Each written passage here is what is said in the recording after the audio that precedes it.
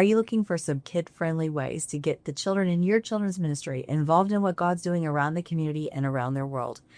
My name is Beth Guckenberger. I worked with back-to-back ministries and alongside kids for many decades, and I'm going to share with you quickly a couple of very fun, kid-friendly ways that they can exercise their gifts and get involved in service projects. The first one is a church I know that they did this. They called it seed money. They gave all the kids these packets of seeds. The kids went home, planted those seeds, took care of those plants as they grew up. Once those plants got to a certain size, all the kids brought their plants back to the church, and they had a big plant sale in the parking lot of their church. All the proceeds went to what the kids had been talking about during that growing season, the cause of and the mission that was important to their church.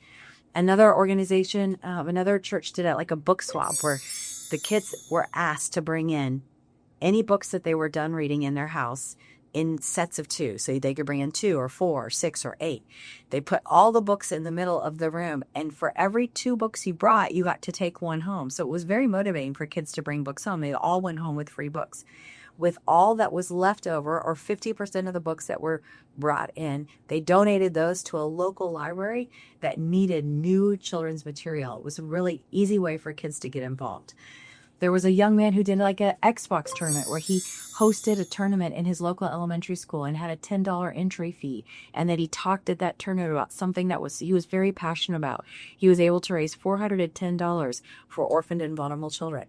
I've seen lemonade stands where kids serve like dirty water, like water that had been mixed with some iced tea. And they use that as an opportunity to tell people about clean water and that some people in the world don't have clean water, and the proceeds from their dirty water lemonade stand went directly to those wells. There's so many creative ideas of ways that kids could use their time, their skills, their gift, and their heart. And once we start exercising those muscles, they'll take those with them the rest of their life.